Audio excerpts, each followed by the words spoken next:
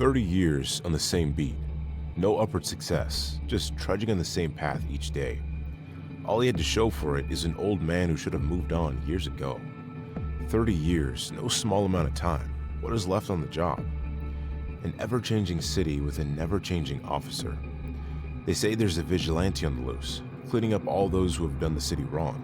The crooked, dealers, pimps, those who could be bought, those that did terrible things to get to the top. No one really knows how dirty the city really is, how far the top has really fallen. The boys in blue, the ones with a moral code, do what they can. It's hard when the bosses are paid to stay away. The others would be better in black, with how dark their souls should be. A crackling noise fills the air before a sharp voice. "Bobby, respond." No please, just a command. A sigh escapes his lips. "Yes, ma'am. Suspicious person seen on your beat, near the bakery. Boss says fix it." He could hear the meaning behind the words. 10-4, I got it. The wheel turned in the 94 Caprice. Chevy didn't make them like this anymore, but Bobby couldn't let it go. His first and only patrol car. The one thing he could be proud of, kept in pristine condition. The paint was as faded as its driver. Still, it ran well enough. No, sir, would he take part in those drug money purchases. He looked around as he drove. The town used to be nice once. Quiet, clean. Look what it had become. The bakery's lights were bright and glaring in the soft black as the sun finished sinking. Parking carefully, he locked the doors as he left the safety his car provided. He walked to the front door, looking up and down the street. Locked tight. Not a sound. The silence almost painful. Best to circle the building. As he walked around the outside wall, the air started to spark around him. Electricity put his hair on end, raised his flesh. Something odd was happening. The feeling only grew as he reached for the door. Ice climbed his arm from the inside, freezing his joints tight like rusted metal. He breathed a thick, heavy mist he'd not felt in many years. Fear tasted terrible. Shallow, painful breaths were all he could manage to not choke. What did he think he would find? He tried to will his arm to move, to try the handle. If the door was locked, he could just leave, retreat to his car, feel safe once again. Starting to run away, convinced the door would be locked. The owners would never leave this door unlocked. The force knew it was a front for some local thugs to run their money and supplies through.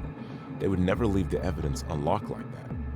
The force chief made sure no one would touch the crooks as long as they lined his pockets. With a crooked chief, Bobby was lucky to have kept on so long. Had to save face, Bobby supposed. As he gently slid his still frozen fingers from the handle, a sudden noise broke through his resolve to flee. A wail, long, thin, piercing, shattered the ice in his veins. He grasped the handle and thrust the door open, not noticing the noise as the scent of sharp metal suddenly permeated the air. He took a deep belly breath and entered step by step. The back door opened to a short hallway that seemed a mile long. Since the door opened out, there was little to clear, even less to distract from his high alert. The temptation to flee grew, his very bones aching to escape. Each time he seemed to begin to turn back, the wail grew louder, sharper, almost as if the creator of the wretched sound knew his very thoughts, strengthening both his resolve and fear. The hall seemed to last forever, but he reached the corner. The sharp scent of iron blended with something else, something darker, decaying. He paused. Under the terrible wail, he could now hear something else, something dripping, thick. He hoped to walk into a scene of spilled jelly, broken glass, and confusion. The cloying, choking scent of hot iron told him it would be much, much worse. As he turned the corner, the light brought to life a horrific sight. His eyes couldn't find a specific place to lock.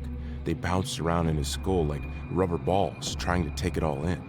There was blood dripping from every surface, pieces of what must have been a person, or even multiple people everywhere, shredded, flung around as if placed in an unruly meat grinder. Small piles around, glistening while the blood darkened. In the very center of the room was the source of the wail.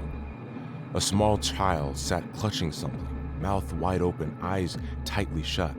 It looked to be a sodden stuffed animal of some sort. It seemed to offer the child little comfort, yet the child held it tight. as Bobby's eyes traced a path to the child, avoiding as much of the carnage as possible, not wanting to contaminate the scene any more than he had to. The child silenced and jumped at the sudden presence they noticed. The item rolled from the child's grasp. This would be the last day on the job. The last thing Bobby could recall was another set of eyes catching his. What he thought was a cared-for toy was a human head.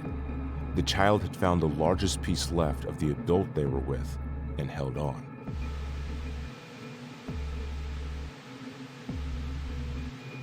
Being a cop was never easy. Some people were just built for it, or thought they were. Some were lucky. Some people broke. She broke. Hard to believe after 30 years. 30 years of court cases, deaths, chases, and arrests. A clean record. Gone in an instant. Robbery in progress. Unit 66, please respond. Unit 66, responding. Convenience store. Owner escaped. Suspect still inside. Vicinity being cleared as we speak. Roger. She flipped a switch and the siren blared at the line of cars in front of them. She smiled at her partner as the cars moved out of the way. She silenced the siren and pushed her foot to the floor, watching her partner's knuckles go white, laughing as they slid to a stop, perfectly against the curb. I'll go in the back, you take the front. Do not shoot me. Her partner nodded as they slipped out of the cruiser, pulling their sidearms as they went. They separated.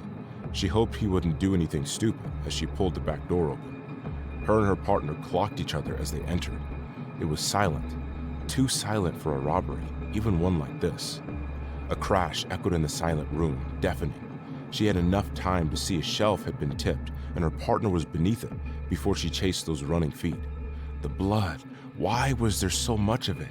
This couldn't be happening. She only saw the black souls she followed.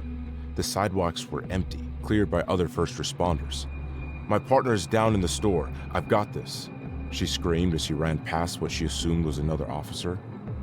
How had this happened? She didn't make any mistakes.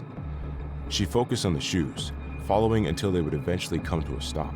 Her gun pointed low in front of her, ready to fire if needed. The matte black barrel laughed at her from the ground. She had to stop the bleeding.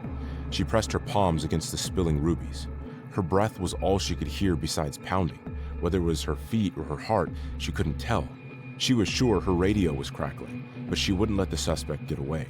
Her perfect record would remain intact. The feet slowed. The blood was finally starting to slow. How had it all gone so wrong? She felt the heartbeat slowing with the blood flow. She fired. The crack was loud in the alley. The air smelled hot. A child. How had she shot a child? She remembered giving chase.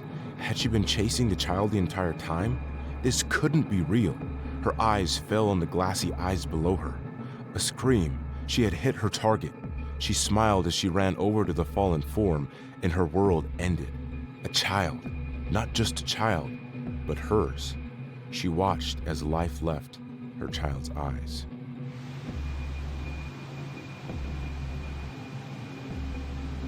Being on the force in a small farm town is both a blessing and a curse. A blessing because there's less crime. A curse because when crimes happen, well, let's just say that country folk have their own rules. I sat in my car facing the river that runs through town, focusing on my breath. The setting sun reflecting on the moving water, setting the river ablaze. Peaceful. Callie, please respond. What you got, Nance? Got a call from the old man Earl. He says someone is in his barn. Copy, on my way. Tell him not to shoot at me this time, seeing as he called us. The radio crackled with laughter before it silenced. One last deep breath. The old man was always a challenge. I turned the key in the ignition and the Jeep roared to life, blaring suddenly in the silence, startling a resting doe. I turned onto the road and was off. Pavement quickly turned to dirt out here, but Old Man Earl's road was a different beast. He did not like visitors or anyone but his own company, so he intentionally kept the road unfinished and raw. She'd even seen him out making holes bigger sometimes while out on patrol. Anyone wanting to get to him would have to be really determined. Plus, he'd hear them coming, unless they came on foot. Pulling straight up to the house, I noticed Earl staring me down. Said there was someone in the barn? I didn't want to get shot at this time. Earl grinned, showing dark tobacco stains against white gums. I shuddered. Lucky I didn't shoot them for being on my property." He turned and slammed the screen door behind him. I took that as my sign to move along as quickly as I could. As I drew closer to the barn, I noticed the door was cracked, a flickering light within. "Police, come out with your hands up." I heard a slight shuffling and the door slid open.